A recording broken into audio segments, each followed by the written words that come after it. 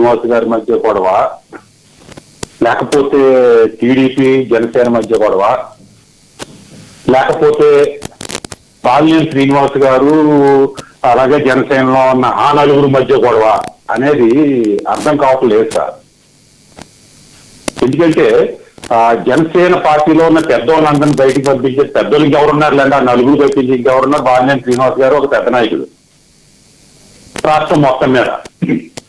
ఎందుకంటే అనేక మంది అనేక కారణాలతోటి జనసేనలో ఉన్న నాయకులందరూ కూడా బయటకు వెళ్ళిపోయారు. వెళ్ళారా పంపించేశారా అనేది అందరికీ తెలుస్తున్నదే. పిల్లి మెళ్ళ గంట కట్టే కూడా ఎవడన్నట్టుగా ఎవడో చెప్పలేడు.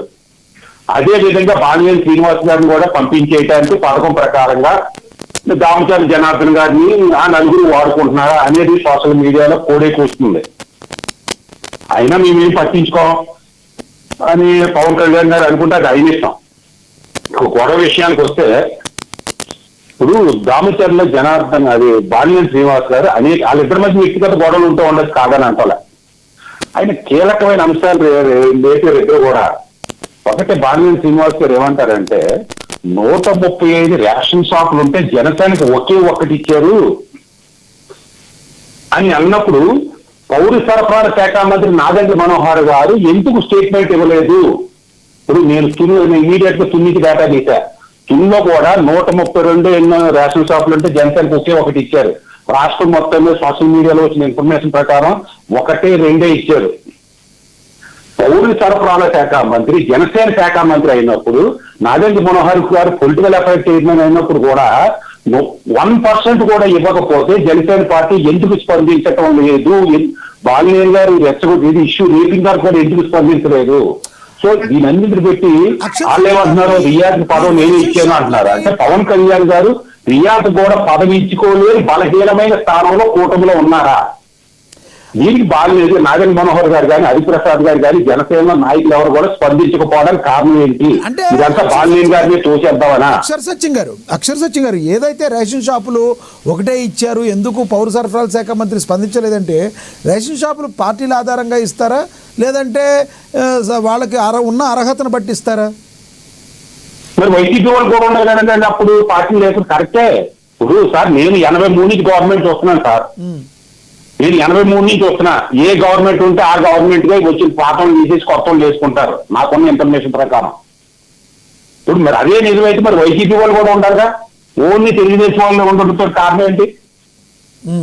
అలాగే ఇప్పుడు సార్ ఇది అనేక ఇష్యూస్ అయిన ఏమంటారు, అసలు తెలుగుదేశం వైసీపీ నుంచి తెలుగుదేశానికి అనేక మంది నాయకులు వచ్చారు, ఎమ్మెల్యేలు వచ్చారు, ఎంపీలు వచ్చారు, ఎమ్మెల్సీలు వచ్చారు, అనేక మంది వచ్చారు. ఆ వచ్చిన వాళ్ళు ఎమ్మెల్యేలు అయ్యారు, మంత్రులు అయ్యారు, స్పీకర్లు అయ్యారు, అందరూ అయ్యారు. వాళ్ళెవ్వరు కోవతులు కాదు. ఒక్క బాలినేని శ్రీనివాస్ కోవత్ అని టీడీపీ కానీ టీడీపీకి మద్దతు ఇస్తున్న మీడియా కానీ ప్రొజెక్ట్ చేయడానికి కారణం ఏంటి? అయినా జనసేన పార్టీ ఎందుకు స్పందించడం లేదు? మా పార్టీలో ఏం తీసుకోవాలి నిర్ణయాలన్నది మీ పక్కన మీ మీడియాకి సంబంధం ఏంటి? ఈ దామచర్ల జనార్దన్కి సంబంధం ఏంటి? లేదా డిబేట్ లో వస్తున్న అధికార ప్రతినిధికి సంబంధం ఏంటి? మా పార్టీ వ్యవహారం మేము చూసుకుంటాము, మీ టీడీపీ వ్యవహారం మీరు చూసుకోండి అనే విషయాన్ని జనసేన పార్టీ నుంచి ఎందుకు స్పందించడం లేదు? అది ఆ రకంగా స్పందిస్తే ఒకవేళ కూటమి ప్రకారం ఏదైనా ప్రాబ్లం వచ్చుద్దని స్పందించకపోయినా కూడా అది ప్రాబ్లం లేనట్టే కదా. ఉదాహరణకి బాలినేని శ్రీనివాసరెడ్డి గారు మాట్లాడుతున్నారు. బాలినేని శ్రీనివాసరెడ్డి గారు మాట్లాడేది రాంగ్ అయితే పవన్ కళ్యాణ్ గారు ఫోన్ చేసి బాలినేని గారు మీరు అలా మాట్లాడొద్దని చెప్పేవాళ్ళు కదా. ఆయన చెప్పలేదంటే అర్థం ఏంటి? అంటే పవన్ కళ్యాణ్ గారికి అన్ని తెలుసు అని అనుకోవాలి, అలా కూడా అనుకోవచ్చు కదా. సార్ నాకున్న ఇన్ఫర్మేషన్ ప్రకారం బాలినేని గారు 2 లెటర్లు స్వయంగా రాసి ఇచ్చేస్తారు పవన్ కళ్యాణ్ గారికి. నాకున్న ఇన్ఫర్మేషన్ ప్రకారం ఫలానా వ్యక్తులు నన్ను అణిచివేయడానికి ప్రయత్నిస్తున్నారు అని. రైట్, అది వేరే విషయం. ఇప్పుడు ఒక ఇద్దరు ఇష్యూ దెబ్బలాడుకునేటప్పుడు వినపడుతుంది ఇస్తాను సార్. నన్ను ఒకసారి చెప్పమని సార్, చెప్పండి. నన్ను ఒకసారి చెప్పమని సార్. ఒక నిమిషం అదే అర్థం కావట్లా. మీకు ఇస్తాను, ఆగండి. శంకర కృష్ణవేణి గారు మీరేం మాట్లాడుతున్నారు వినపడతలేదు. ఇస్తాను, ఉండండి. మీరు ఈర్పాటు తీసేసి జాయిన్ అవ్వరు కానీ కృష్ణవేణి గారు మీ ఈర్పాటు తీసేసి జాయిన్ అవ్వండి. ఎస్ సత్యం గారు మాట్లాడండి సార్. ఇప్పుడు బాలినేని గారు శ్రీనివాస్ గారి దామచర్ల జనార్దన్ గారి వ్యక్తిగత గొడవ అయితే వాళ్ళు వ్యక్తిగతంగా చూసుకోండి అని టీడీపీ ప్రకటించాలి, జనసేన ప్రకటించాలి. అంతే తప్పించి వాళ్ళ ఇష్యూస్ కామన్ రేజ్ చేసినాడు ఆయన సమాధానాలు కూడా చెప్పాలి. ఒంగోలు జిల్లాలో 135కు ఒకటే ఇచ్చినప్పుడు దాన్ని తెలుగుదేశం పార్టీ వాళ్ళు జనసేన పార్టీ వాళ్ళు ప్రెస్ మీట్ పెట్టాలి. ఏంటి అందులో ఆరోపణ ఎంతటి వరకు కారణాలు ఉన్నాయన్నది. అలాగే రియాజ్ గారికి పదవి ఇచ్చింది తెలుగుదేశం వాళ్ళు ఇచ్చారా, పవన్ కళ్యాణ్ గారు ఇచ్చారా అన్నది కూడా జనసేన స్పష్టం చేయాలి. అలాగే ఇప్పుడు ఒంగోలు జిల్లాలో తెలుగుదేశం వాళ్ళ మైండ్స్ నడుస్తున్నాయి, వైసీపీ వాళ్ళ మైండ్స్ నడుస్తున్నాయి. ఒక బాలినేని గారి మైండ్ ఎందుకు ఆఫీసర్ సార్? ఇందుకు 30 మంది వైసీపీ నుంచి తెలుగుదేశం వాళ్ళు వచ్చారు, తెలుగుదేశంలోకి వచ్చారు. తెలుగుదేశంలోకి వస్తే కోవస్లు కదా, వైసీపీ జనసేనలోకి వస్తే కోవస్తా. ఈ ప్రచారాలు ఎంతవరకు లేదు? అగ్ని పోయినా కదా.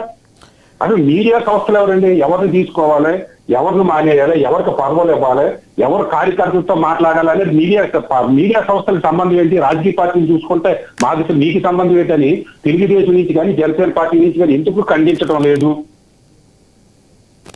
అసలు ఇప్పుడు బాలినేని గారు జనసేన పార్టీ నుంచి మద్దతు లేకపోయినా రాష్ట్రం మొత్తం నుంచి జన సైనికులంతా కూడా బాలినేని గారు ఒకే ఒక్కడు మగాడు అన్నట్టుగా కీర్తిస్తున్నారు.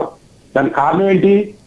ప్రతి జన సైనికుల్లో గూడుకోటిన అసంతృప్తిని, అసమ్మతిని, ఆవేశాన్ని, ఆక్రందరిని బాలినేని గారు నోటట్టు విన్నారు. ఆహా, జనసేన పార్టీకి ఒక్కడు దొరికేట్రా ఇంతకాలానికే, మా కష్టాన్ని నోరెత్తి చెప్పడానికని వాళ్ళు కీర్తిస్తున్నారు. బాలినేని గారి కులం మతం సంబంధం లేకుండా. ఆ పరిస్థితి కారణం ఏంటనేది తెలుగుదేశం పార్టీ జనసేన పార్టీ అర్థం చేసుకుని కూర్చుని చర్చించుకుని జనసేన పార్టీకి అన్యాయం జరుగుతుంది నిజమా కాదనేది తెలుసుకుని చర్యలు తీసుకుంటే రేపు పొద్దున మీద కూటమి వచ్చే అవకాశం ఉంది. లేకపోతే వైసీపీ వస్తుంది నా మాట వినాల్సిన అవసరం లేదు. అలాగే ఇప్పుడు వైసీపీ నుంచి ఒక సమస్య వచ్చిందండి. నేను ఇంచుమించు 10 సంవత్సరాల నుంచి చూస్తున్నా. ఇది తప్పు అని వైసీపీ పార్టీని ఎవరన్నా అంటారా సార్? అందరూ సపోర్ట్ చేస్తారు వైసీపీకి.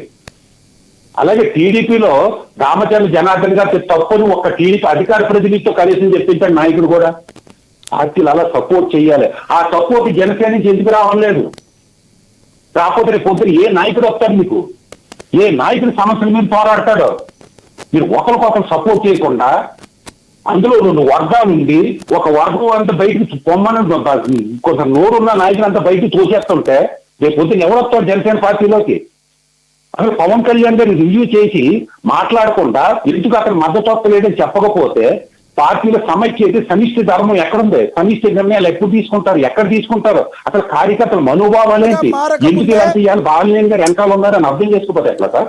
రైట్, ఇది చినికి గాలివానగా మారక ముందే జనసేన అధిష్టానం దృష్టి పెట్టి దీని మీద మాట్లాడాలంటారు మీరు? ఎస్, ఖచ్చితంగా అండి. జనసేన తెలుగుదేశం కూడా ఇద్దరు కూర్చుని జనసేన జరుగుతున్న అన్యాయం అర్థకాగా తెలుసుకుని అన్యాయం అయితే న్యాయం జరిగేటట్టు చూడాలి. అలాగే మీడియా వాళ్ళు మీడియా విశ్లేషణలు ఇవ్వాలి. కానీ పవన్ కళ్యాణ్ గారు ఎవరిని తీసుకోవాలి, ఎవరిని తీసుకోకూడదు, ఏ పార్టీలు ఎవరు పోవద్దు అనేది మీడియా సంస్థలు చెప్పడం నిజంగా